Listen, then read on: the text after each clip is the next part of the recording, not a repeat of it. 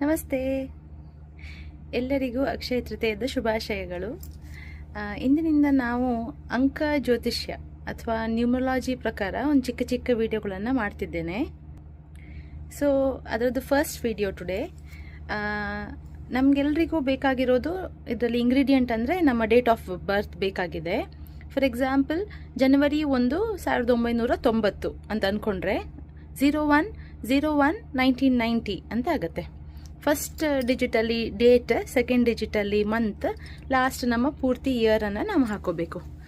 ಹೀಗೆ ಮಾಡಿದಾಗ ನಮ್ಮ ಡೇಟ್ ಏನಾಗಿರುತ್ತಲ್ಲ, ಈಗ ಅಂದ್ಕೊಳ್ಳಿ ನಿಮ್ಮ ಬರ್ತ್ ಡೇಟ್ 10th ಅಂತ ಅಂದ್ಕೊಳ್ಳೋಣ. ಎನಿ ಮಂತ್ ಯಾವುದೋ ಒಂದು ತಿಂಗಳು 10th ಆದರೆ 1 + 0 ಆಗ್ತದೆ. 10 ಅಂದರೆ 1 + 0 ಅಂತ ತಗೊಂಡು ಅದನ್ನು 1 ಅಂತ ತಗೊಳ್ಳೋದು. ಸೊ ಡೇಟ್ ಸಿಂಗಲ್ ಡಿಜಿಟ್ ಆದರೆ, ಈಗ ಎಕ್ಸಾಂಪಲ್ ಡೇಟ್ 4 ಆದರೆ ಅದು ಆನ್ಸರ್ 4 ಅಂತ. ಏನಿದೆ